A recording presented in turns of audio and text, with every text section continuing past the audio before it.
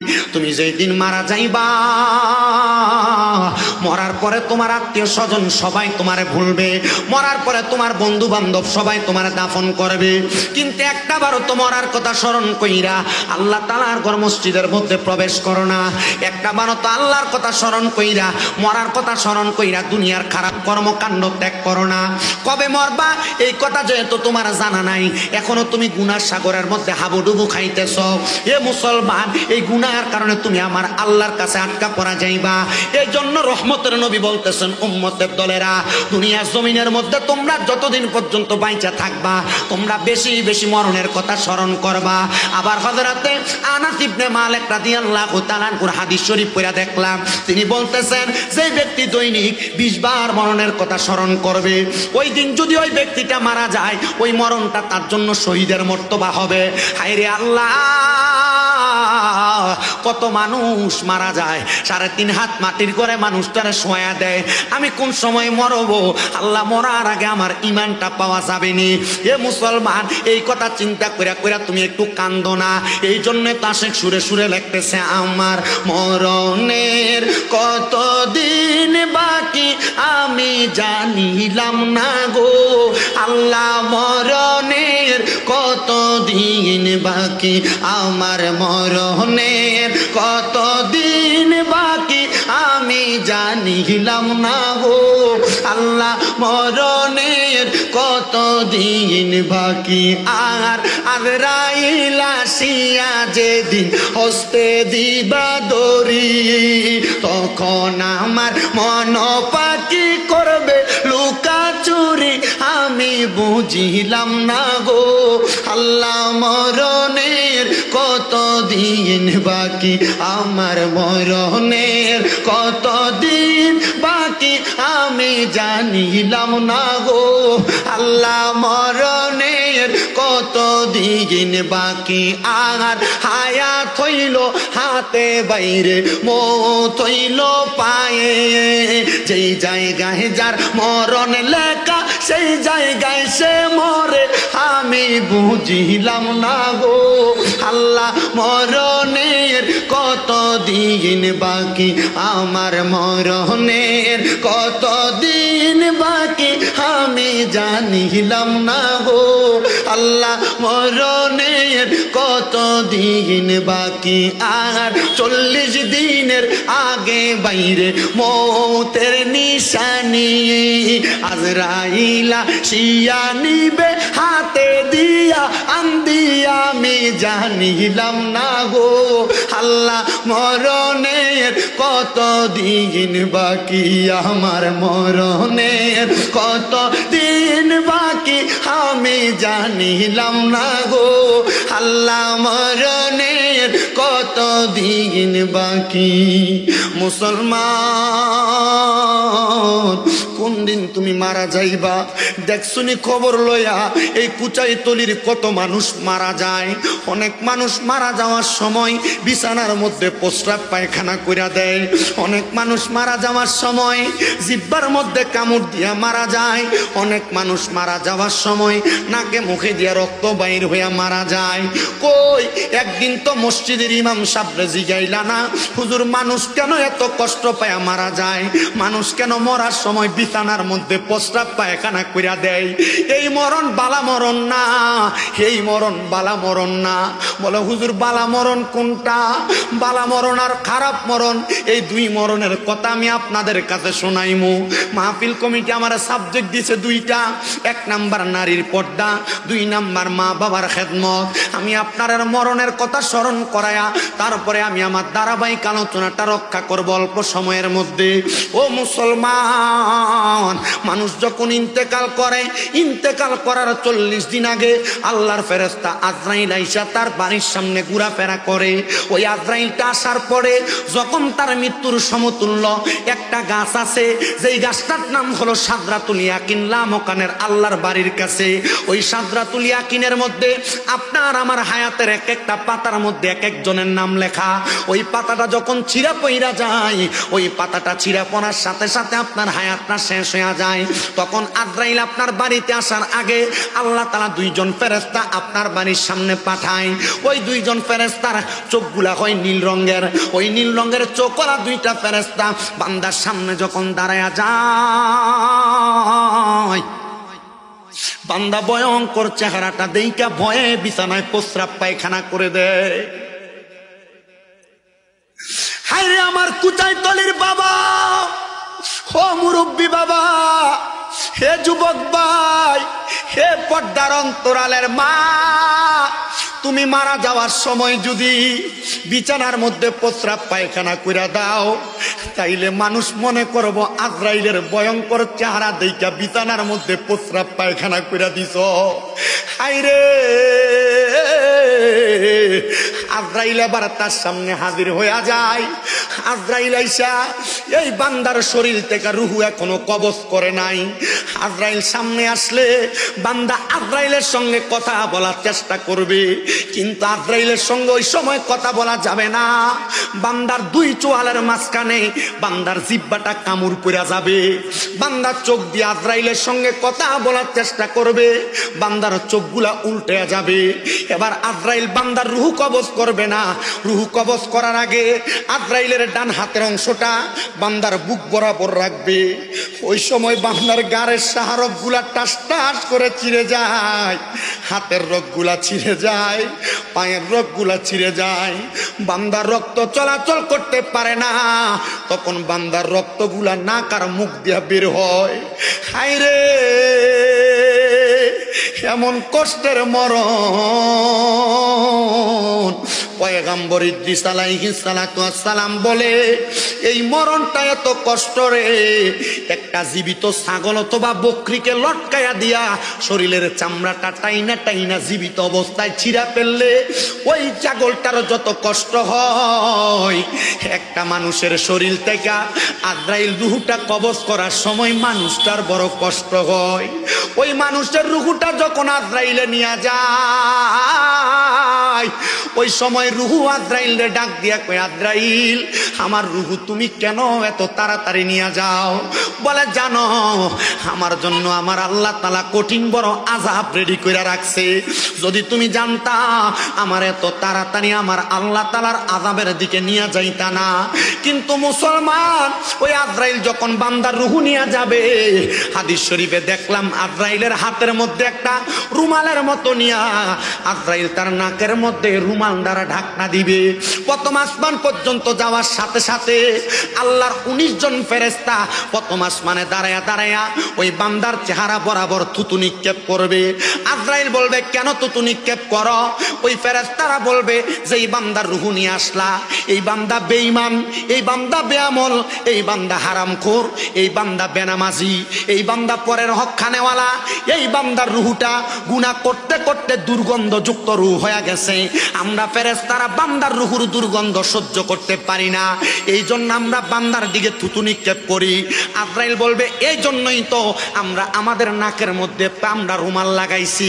এ বন্ধু, দুনিয়াতে কত আরাম কইরা কইরা সুদ খাও, দুনিয়াতে কত আরাম কইরা কইরা গোশ খাও, দুনিয়াতে কত আরাম কইরা কইরা পরের হক মাইরা মাইরা খাও, দুনিয়াতে কত আরাম কইরা কইরা মানুষ ওজনে কম দাও, দুনিয়াতে আরাম কইরা কইরা মিছা কথা কইরা টাকা কামাই করো। এবার আপনারা বলেন, এ হারাম করো, সুদ করো, গোশ করো, পরের হক খাওয়াই না দি, কবরে গেলে আযাবটা কি কম না বেশি? এবার কোন আমরা কুমিল্লা এলাকার মধ্যে সুদ করো কোনো নাই নাই? আমরা সমাজের মানুষ এটিরে ধরে নিয়ে মসজিদের সভাপতি বানাই। এই কথা কই না কেন? আমরা সমাজের মানুষের সুদখোর গোশকুটিরে ধরে নিয়ে মসজিদের সেক্রেটারি বানাই। এলাকার সর্দার মাতাব্বরের দায়িত্ব দিয়ে হারাম খুঁটিরে নিয়ে দেয়। এই কথা কই না কেন? নারীবাজি করে, পরের হক মেরা খায়, মানুষের জমি দখল করে খায়, এটিরে দেয় মসজিদের সভাপতি বানাই। এই কথা কন। আপনি যদি কোন না আমার কাছে দেখা করেন, আঙ্গুল দিয়ে দিয়ে দেখাই দেয় অমুক মসজিদে অমুক বেড়া করে। আমার বাড়ি কি বেশি দূরে? এন থেকে হাঁটতে গেলে কতক্ষণ লাগবো? এবার কোন এমন অবস্থা আছে না নাই? এটির মাইটটা কবরে কেমন হইব? ওই আযাবুন শাদীদ, যন্ত্রণাদায়ক শাস্তি, কাঁসাবাসের গোড়া দিয়ে বেরিয়ে।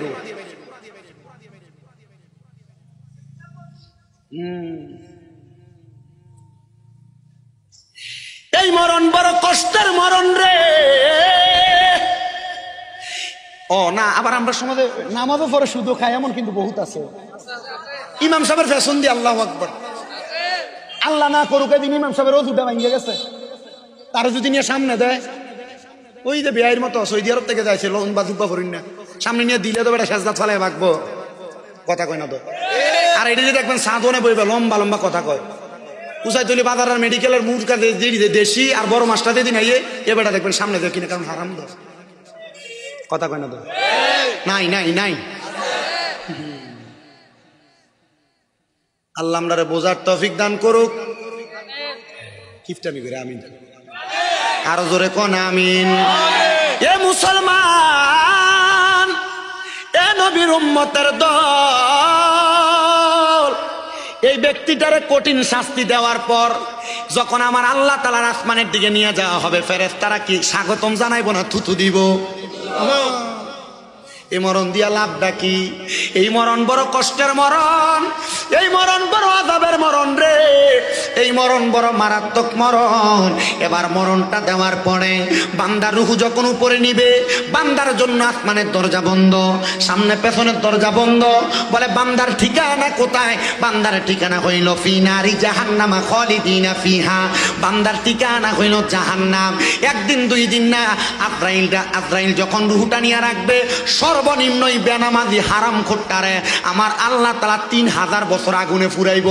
আমরা তো জানি কবরে প্রশ্ন করব, মান রাব্বুকা ওয়া মান দীনুকা ওয়া মান হাযার রাসূল ওয়া মান নাবিয়ুকা। জি না, দুনিয়াতে হারাম কাম কইরা যাইবা, কবরে প্রশ্ন করবে। যারা হারাম খোর পরের হক মাইরা খাইন না, এদিরে কবরে প্রশ্ন করতো না, ডাইরেক্ট নিয়া সর্বনিম্ন 3000 বছর আগুনে জ্বালাইব। দুনিয়ার 50,000 বছর আখিরাতের মাত্র একদিনের সমান। ও মাগো, এমন কঠিন আযাব আপনারা দিব। কেমন আযাব দিব জানো? 3000 বছর আগুনে পুরাইব। হুজুর 3000 বছর কেমনে আগুনে পুরাইব? আগুনে পুরাইলে তো 1 মিনিটে শরীর পুইরা আঙ্গার হয়ে যাবে। না না না, 1 মিনিটে শরীর পুইরা আঙ্গার হবে না। 1 মিনিটে শরীর পুইরা আঙ্গার হওয়ার পর আবার আপনারা দেখো আগের মতো বানিয়ে দিবে। জাহান্নামের আগুনের রং 3টা, 1 নাম্বার লাল, 2 নাম্বার সাদা, 3 নাম্বার কালা। কালা রঙের লাল রঙের আগুনের মধ্যে 1000 বছর জ্বালায়া আগুনের রংটা বানাইবো সাদা। ওই সাদা রঙের আগুনে 1000 বছর জ্বালায়া আগুনের রং বানাইবো কালা। কালা রঙের আগুনের মধ্যে পুরানের পরে বান্দাকে তাকাসুর নামক একটা জায়গাতে দাঁড় করানো হবে। আপনারা যদি কোনো অন্যায়ের জন্য টানা 3 ঘন্টা মারে, মারার পর যদি আপনারা কিছু বলার সুযোগ দেয়, তখন আপনি কি করবেন? আমার মাফ করে দেন, ঠিক না? কিন্তু বান্দা তখন মাফ চাইবে না, বান্দার সুযোগ দিবে। এ বান্দা বলো, কি বলবা? বান্দা তখন তার মুখ দিয়ে 3 বার বলবে পানি পানি পানি বলে 3 বার চিৎকার করবে। সাহাবায়ে কেরাম ডাক দিয়া কই, নবী গো, ও দয়ার নবীজি, তাদের কি তখন পানি দেওয়া হবে? তাদের কি তখন পানি দেওয়া হবে? ও বন্ধুরে, আমার নবী ডাক দিয়া কয়, হ্যাঁ পানি দেওয়া হবে। ওই পানিটা কেমন পানি? সাহাবায়ে কেরাম ডাক দিয়া কয়, নবী গো, ওই পানিটা কেমন পানি? নবী যখন এই কথা বলে, নবীজির মসজিদে নববীর ভিতরে 70 মতান্তরে 72 জন আহলে সুফার সদস্য ছিল। আমার নবী কয়, এই পানি দুনিয়ার পানির মতো না, এই পানি হইল অন্যান্য জাহান্নামীদেরকে জাহান্নামের আগুনে পুরায়া যেই রক্তপুঁজগুলা নিচে পড়ছে, ওই রক্তপুঁজগুলা গরম লোহার একটা পাত্রের মধ্যে করে বান্দাকে দেওয়া হবে। নবী গো, নবী গো, এই পানি কেমন পানি? হাদিস শরীফ কয়ে পানির নাম হলো তিনাতুল খাবাল। এই তিনাতুল খাবাল বান্দাকে দেওয়া হবে। বান্দা হারাম তো বালা করে খাইছে, এবার এই পানি পান করো। হুজুর, এই পানি কি বান্দা পান করবে? এই পানি কি বান্দা খাইবে? হ্যাঁ হ্যাঁ, বান্দার পিপাসার কারণে তরল কোনো পদার্থ না পায়া বান্দা পানিগুলা বান্দার জিহ্বায় ঢাইলা দিবে। বান্দার জিহ্বাটা সহ পেটের নাড়ি বুড়িগুলা মুছায়া বান্দার পায়খানার রাস্তা হইয়া বাইর হবে।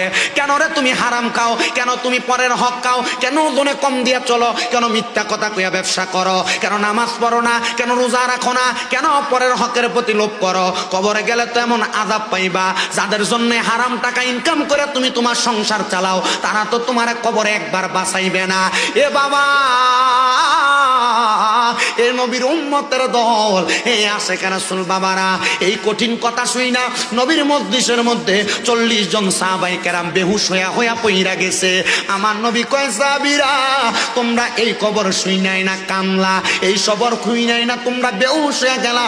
তোমরা কি জানো না আমার আল্লাহ তাআলা বলেছেন, ইন্নাল্লাযীনা আমানু ওয়া আমিলুস সলিহাতি উলাইকা হুম খায়রুল বারিয়া, নিশ্চয় যারা ঈমান আনে, নিশ্চয় যারা নেক আমল করে, এরা হইল দুনিয়ার সবচাইতে ভালো মানুষ। যারা ঈমানদার তারা হারাম খায় না, যারা ঈমানদার তারা পরের হক খায় না, যারা ঈমানদার তারা কোনোদিন দুনিয়ার জমিনে কোনো কুকর্ম করে না।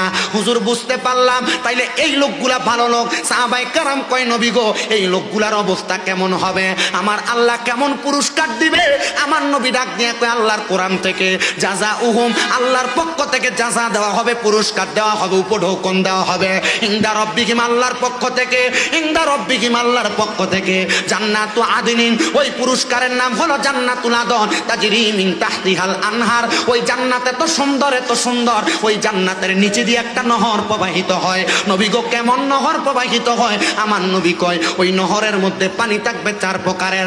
1 নাম্বার ইন্না আতাইনা কাল কাউসারের পানি, যাদের অন্তরে আল্লাহ নবীর মোহাব্বত থাকবে তারা ওই কাউসারের পানি পান করবে।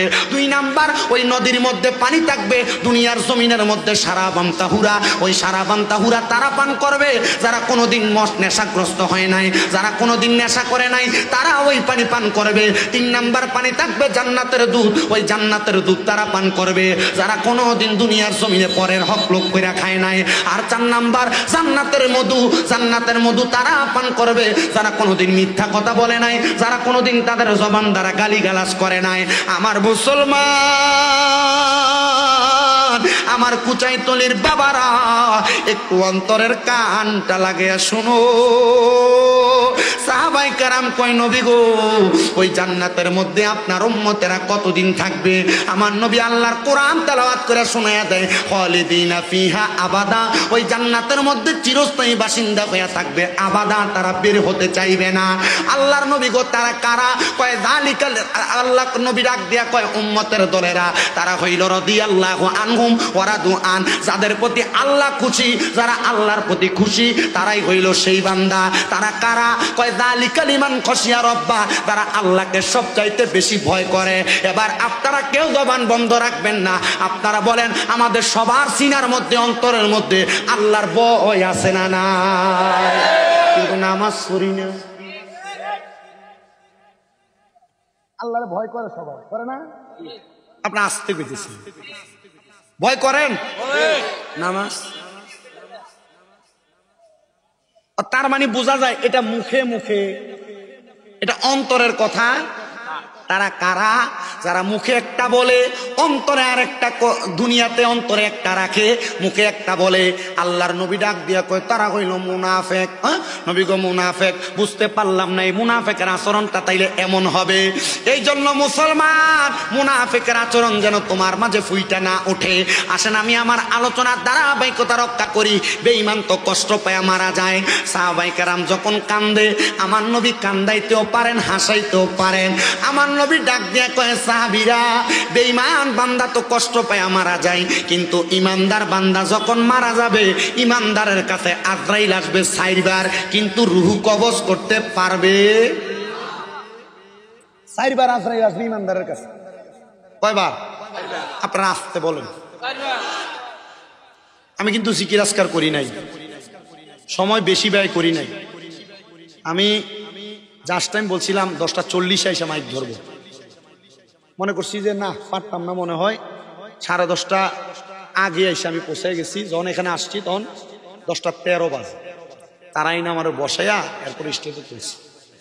আমি এটুকু চিন্তা করছি যে আমাদের আজকের মাহফিলের যিনি অতিথি, বিশেষ অতিথি আক্তার ভাই, উনি কিন্তু অসুস্থ।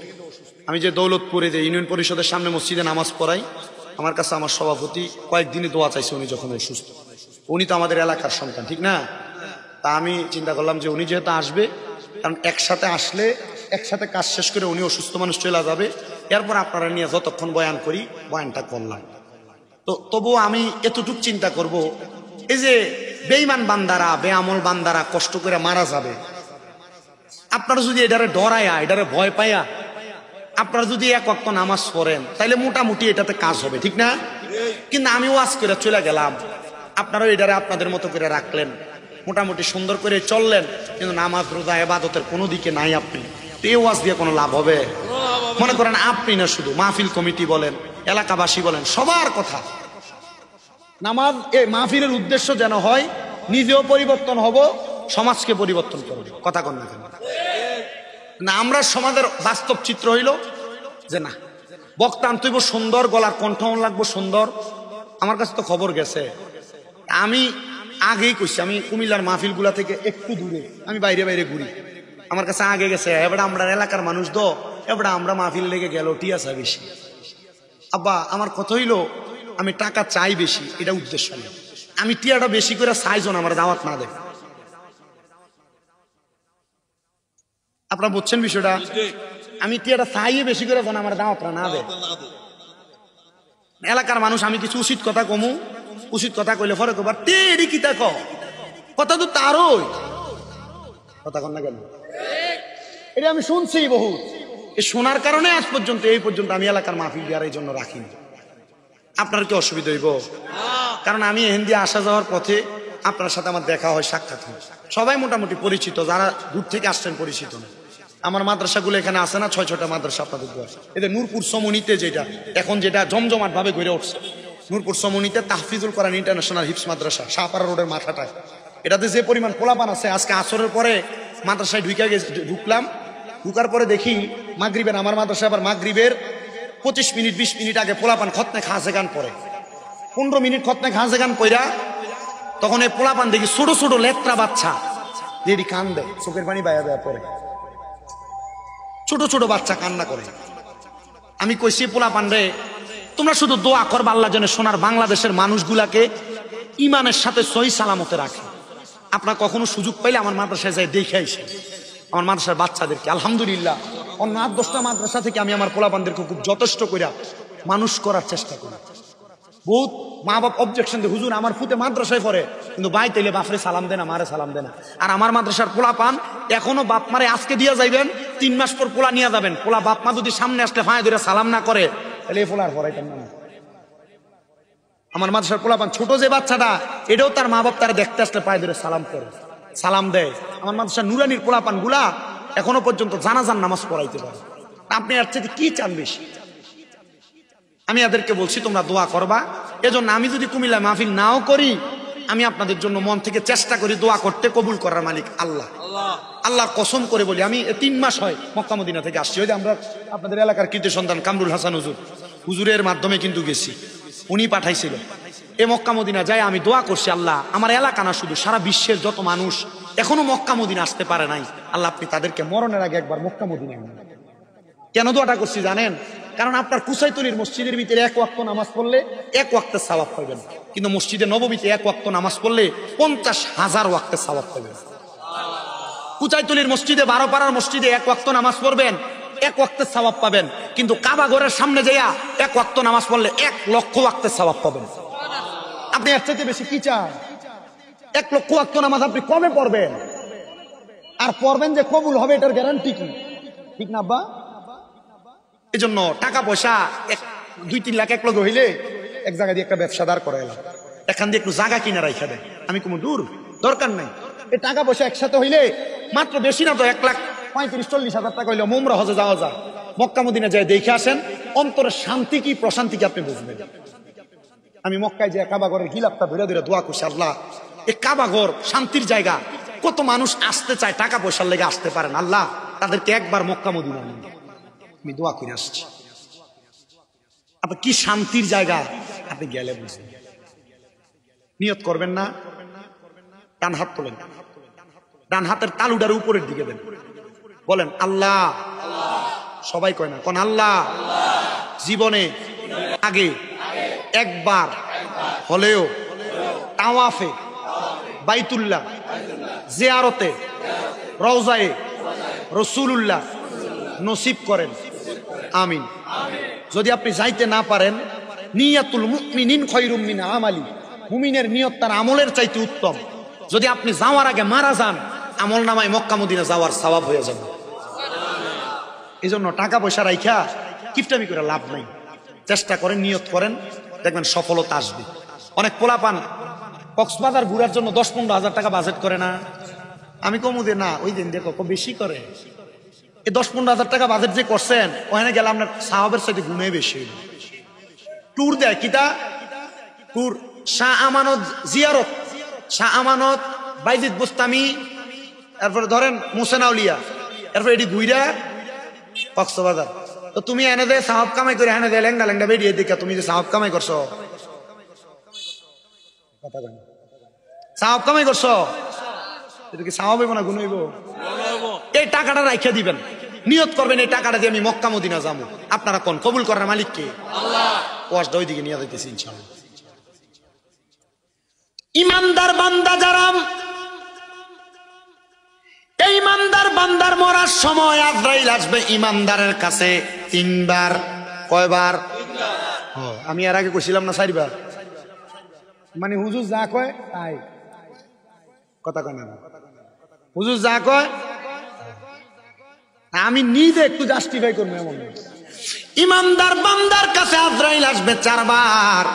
একবার আইসা সর্বপ্রথম ইমানদারের বুকের মধ্যে হামলা চালাইব, কিন্তু ইমানদার বান্দার বুকের মধ্য থেকে 2 জন ফেরেশতা বাধা দিবে, ডাক দিয়া বলবে আজরাইল, ইমানদার বান্দার রূহ তো বুক দিয়া নেওয়া যাবে না। বলে কেন কেন?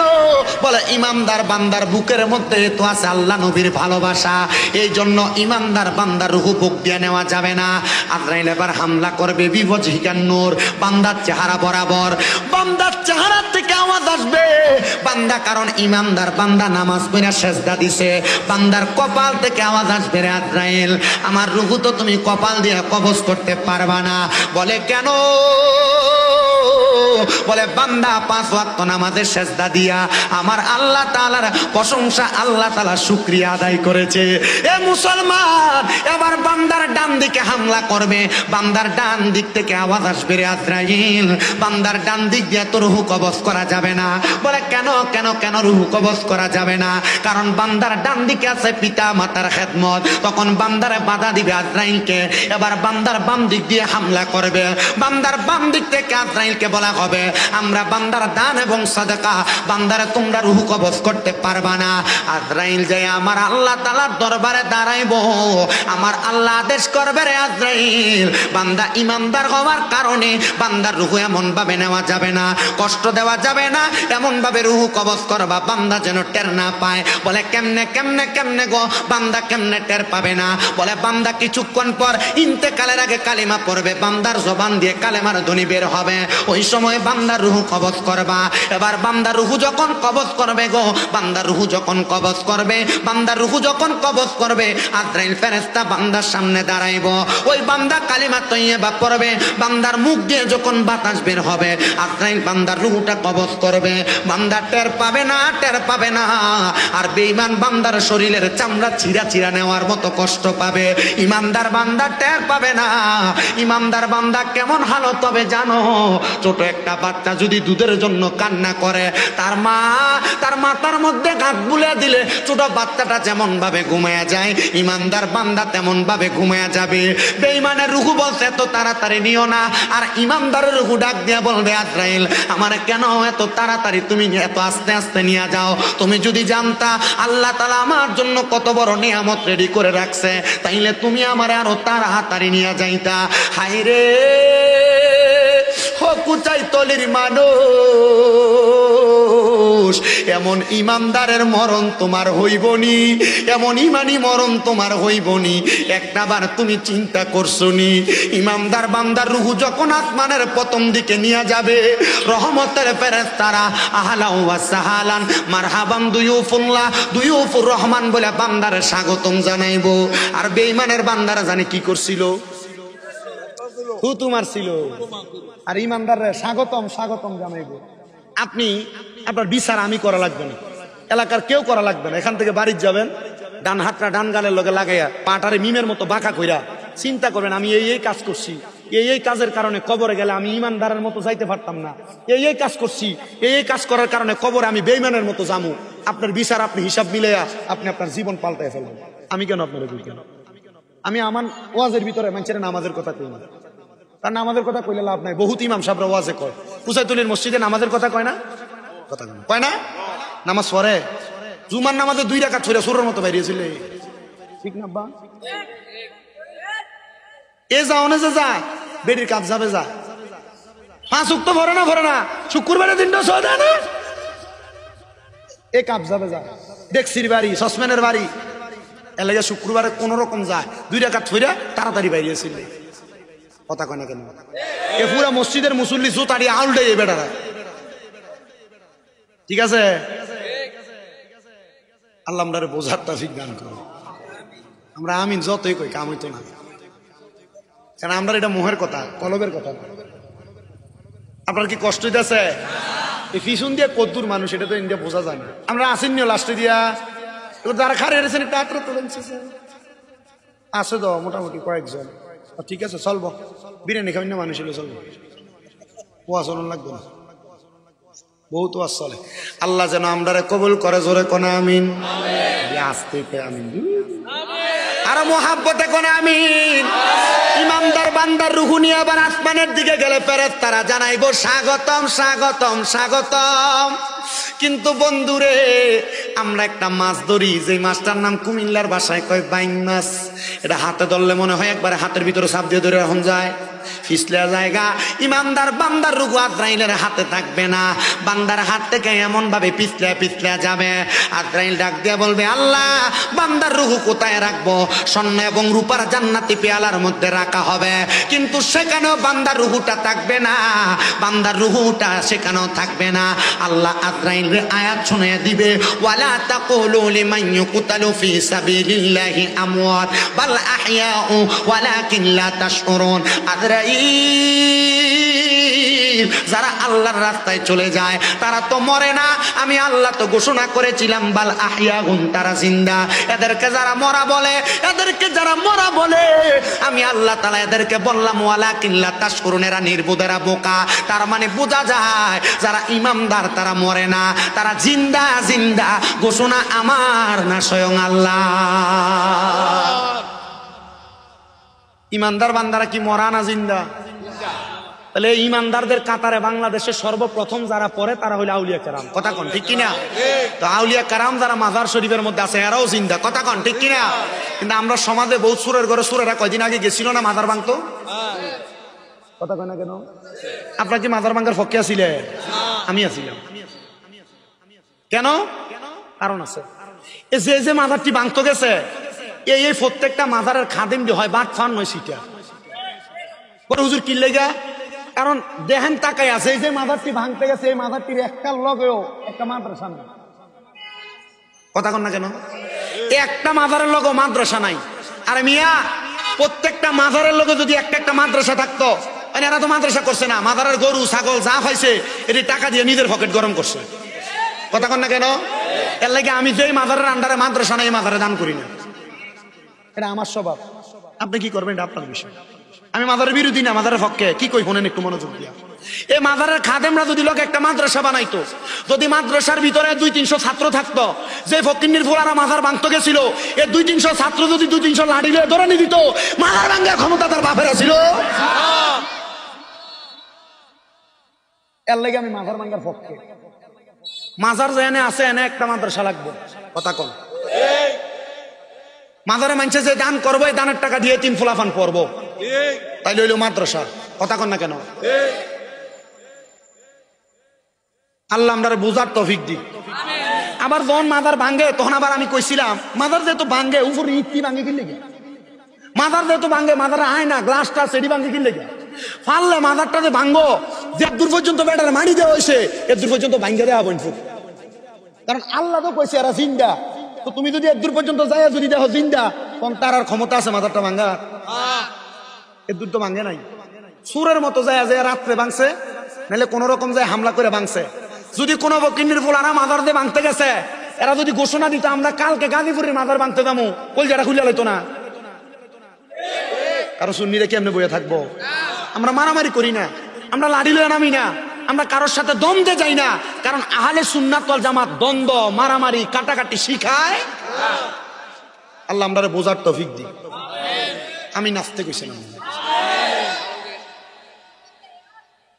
আবার ফোট লইছেন বাবা, লই আইও যাও। রংসা দন খাবাইছিস না দমকার কাটা, রংসা আনো যাও। দুধ চা, দুধ চা মজ হয়েছে, কিন্তু অনকালে দুধ চা গেলে কাম হইতো না, গলা টেপ বেশ খেয়ে লেগে। আল্লাহ আপনারা বোঝার তৌফিক দান করুন, জোরে কোন আমিন। ওই ইমানদার বান্দার রূহটাকে জিন্দায় অবস্থায় ইমানদাররে দেওয়া হবে। হে কুচাইতলির মানুষ, এ আমার কুচাইতলির বাবারা, এ আমার কুমিল্লা শহরের আমার যুবক বন্ধুরা, একটু মনোযোগ দিয়া শোনো। যেহেতু আমার পর্দার সাবজেক্ট দিছে, এ মুরব্বী বাবারা, তুমি তোমার বউডারে পর্দা করায়ও, তোমার মাইয়াডারে পর্দা করায়ও, তোমার কন্যাটারে পর্দা করায়ও, তোমার মারে পর্দা করায়ও, তোমার বোনরে পর্দা করায়ও। মনে রাখো, মা বোন বউরে বেপর্দা ঘুরাইয়া তুমি মরবা, কবরে গেলে শান্তি পাইবা মনে করছো? না না না, মনে রাখো, মনে রাখো, এরা বেপর্দা চলার কারণে আল্লাহ তোমার কবরে আযাব দিব। বলে হুজুর কেন, কিভাবে আযাব দিব? আমি আপনাদের কাছে দামেস্কের একজন বড় আল্লাহর ওলির কথা শোনায়া দেই, যিনার নাম হযরতে ফতে আলী সুবহানী রহমতুল্লাহ আলাই। এই ফতে আলী সুবহানী রহমতুল্লাহ আলাই বলে, আমি মেশকাতুল মাসাবির কিতাবুস সালাত অধ্যায়ের একটা হাদিসের উপর আমল করি। হাদিসটা কি?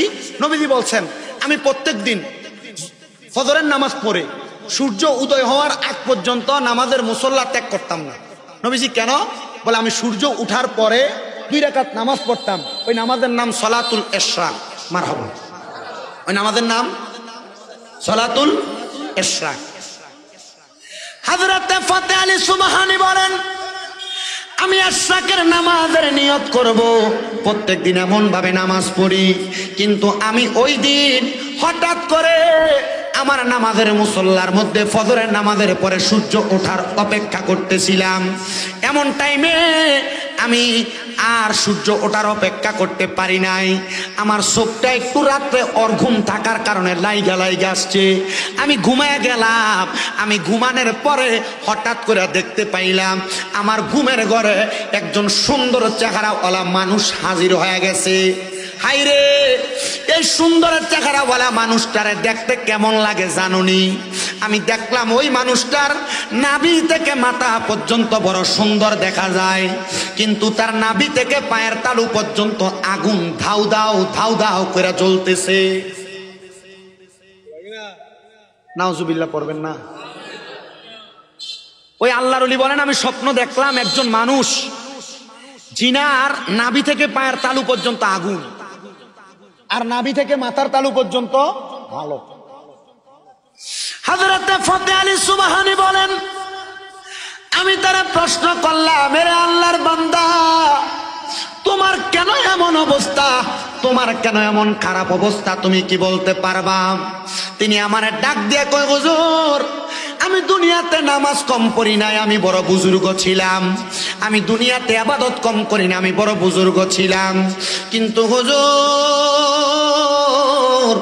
ও পানের বুজুর্গ, আমি দুনিয়াতে থাকা অবস্থায় আমার একটা কন্যা সন্তান ছিল, যার বয়স ছিল 13 বছর। আমি আমার কন্যাটারে কোরআন হাদিস মোতাবেক মানুষ করেছি।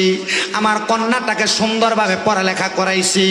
আমার মাইয়া পর্দা করত, বেপর্দা বেহায়াপনা কইরা পরপুরুষের সামনে যাইতো না। কিন্তু হুজুর, আমি যখন ইন্তেকাল করি, আমার স্ত্রীর গর্ভের মধ্যে একটা বাচ্চা ছিল, যেই বাচ্চাটার বয়স ছিল মাত্র 5 মাস। হুজুর, আমার ইন্তেকালের পরে ওই মাইয়াটা যখন জন্ম নিল, জন্ম নেওয়ার পর সে প্রাপ্তবয়স্ক, কিন্তু আমার প্রথম মেয়েটার মতো আমার দ্বিতীয় মেয়েটা হয় নাই। আমার মেয়েটা বড় উগ্র ছিল, বেপর্দা বেহায়াপনা কইরা ঘুরতো। আমার মেয়েটা বেপর্দা ভাবে চলাফেরা করে।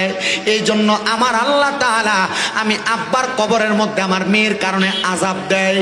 এ আমার কুচাইতলি এলাকার মাইকের আওয়াজ শুনতেছ আমার মা বোনেরা, মনে রাখো গো মা, তুমি বেপর্দা বেহায়াপনা কইরা চললে আমার আল্লাহ তাআলা তোমার আব্বার কবরে আযাব দিবে, তোমার আম্মার কবরে আযাব দিবে, তোমার স্বামীর কবরে, তোমার ভাইয়ের কবরে আযাব দিবে। ওই মাইয়াটার কথা বইলা আল্লাহর বান্দাটা হঠাৎ করে ঘুম থেকে চলে গেলেন। উনি ডাক দিয়া কয়, জগতের মানুষের দলেরা, জানো রে জগতের মানুষের দলেরা, আমি এমন স্বপ্ন দেখার পরে আমি আমার স্বপ্ন দ্রষ্টাটা ভাঙ্গা দিয়া আমি হঠাৎ করে আমার গায়ের মধ্যে তাকে দেখলাম চিকন চিকন ঘাম দেখা যায়। আমি এমন অবস্থা দেখা হঠাৎ করে আবার দাঁড়ায় গেলাম। আমি দাঁড়ায়া চিন্তা করলাম কেমন অবস্থারে হইতেছে, কেমন অবস্থারে হইতেছে। একটা মাইয়ার কারণে আব্বার কবরের মধ্যে যন্ত্রণাদায়ক শাস্তি দেওয়া হইতেছে।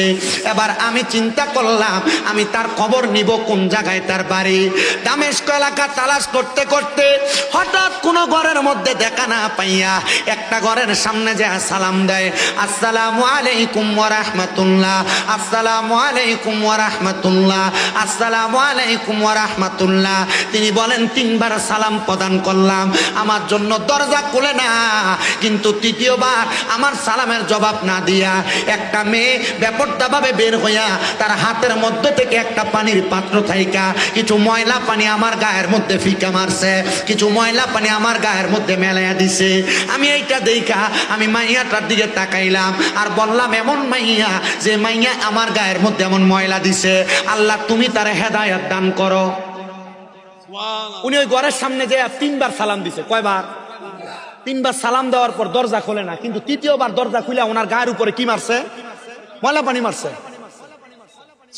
উনি বলেন আমি সেখান থেকে চলে যাচ্ছিলাম, এমন টাইমে মহিলাদের কণ্ঠে আমার কে জানি সালামের জবাব দেয়, ওয়া আলাইকুমুস সালাম ওয়া রাহমাতুল্লাহি ওয়া বারাকাতুহু।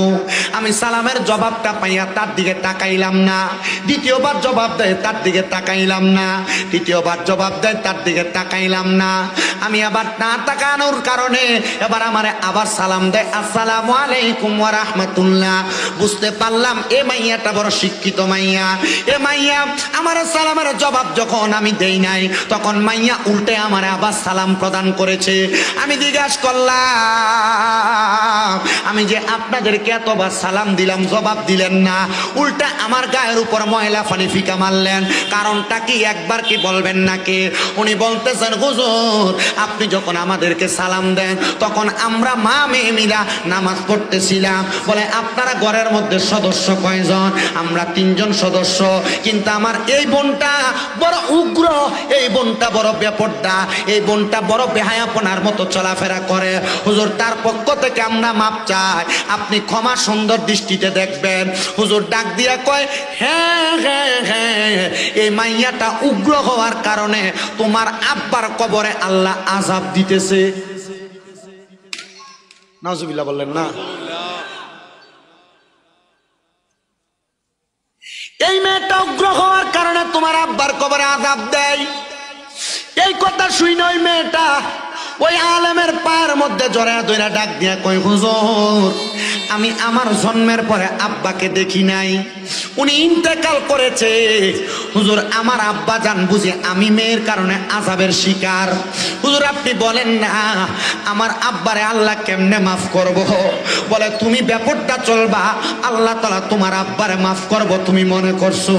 মাইয়া ডাক দিয়া কয়, হুজুর ওয়াদা করলাম আর বেপরোয়া চলবো না, আল্লাহর ওয়াস্তে মাফ করে দেন হুজুর, আমি এখন থেকে নামাজ আদায় করব। ওই মাইয়া বলেন, আমি হুজুরের কাছে ক্ষমা প্রার্থনা কইরা একটানা 7 দিন পর্যন্ত নামাজ আদায় করি, আর বেপরোয়া চলি না, বেহায়াপনা করি না। এ কুচাইতলির আম্মুজিরা, কান্দির পাড়ের মার্কেটটা তোমার সব জায়গায় চিনা।